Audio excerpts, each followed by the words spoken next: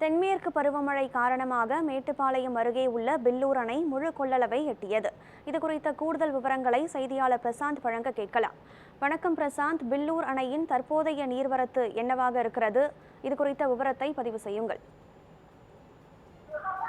கனகதரா, கனமழை எச்சரிக்கை குறிப்பாக கோவை மற்றும் நீலகிரிக்கு விடுக்கப்பட்டுள்ளது. இந்த நிலையில நேற்று ஓரளவுக்கு மழை பெய்தாலும் நேற்று இரவிலிருந்து அதி கனமழை என்பது பல்வேறு பகுதிகளில் மலைப்பகுதி ஒட்டியுள்ள பகுதியில் பெய்திருக்கிறது.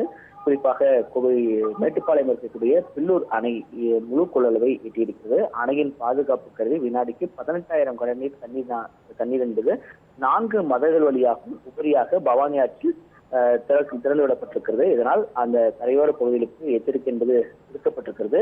பில்லூர் அணையை பொறுத்தளவுக்கு தென்மேற்கு பருவ காரணமாக அதன் முழு கொள்ளளவு 100 அடியிலிருந்து 97 அடி வரை தண்ணீர் நிரம்பி இருக்கிறது. நேற்று இரவு 16,000 கனஅடி என்பது 2 மதகுகள் வழியாக வெளியே திறந்துவிட்ட நிலையில தற்போது அணையின் நீர்பிடிப்பு பகுதிகளான நீலகிரி மாவட்டம் மற்றும் கேரளாவின் அட்டப்பாடி உள்ளிட்ட பகுதிகளில் தொடர்ச்சியாக பருவமழை பெய்து வருவதால் அணைக்கான நீர்வரத்து அதிகரித்ததன் காரணமாக வினாடிக்கு 18,000 கனஅடி என்பது அந்த அணைக்கு நீர்வரத்து இருக்கிறது. இதனால் அணையின் பாதுகாப்பு கருதி பில்லூர் அணையின் 4 மதங்களும் திறக்கப்பட்டு அணைக்கு வரக்கூடிய நீர்வரத்தை அப்படியே வெளியேற்றும் வகையில 18,000 கனநீர் உபநீர் என்பது அந்த பவானி ஆற்றில் திறந்துவிடப்பட்டிருக்கிறது. இதனால் அந்த ஆற்றில் இருக்கக்கூடிய வெள்ளப்பெருக்கு காரணமாக கரையோரத்தில் வசிக்கக்கூடிய மக்கள் எச்சரிக்கையோடு இருக்குமாறு மாவட்ட நிர்வாகம் நேற்றே அறிவுறுத்தியுள்ளது. அதன் அடிப்படையில் அந்த ஆற்றில் கரையோர பகுதியில் இருக்கக்கூடிய மக்களை பாதுகாப்பாக தங்க வைப்பதற்காக மேட்டுப்பாளையம் தாசில்தார் அவருடைய உதவியோடு பல்வேறு முகாம்கள் ஏற்படுத்தப்பட்டது. அந்த முகாம்கள் பல பேரும் தங்க வைக்கப்பட்டிருக்கிறார்கள்.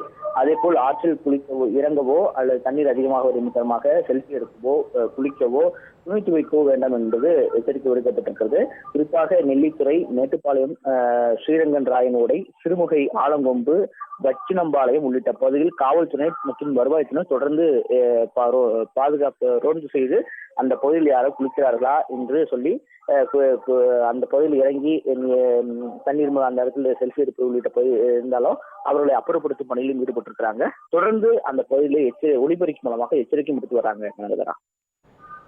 விவரங்களை வழங்கியமைக்கு நன்றி பிரசாந்த்.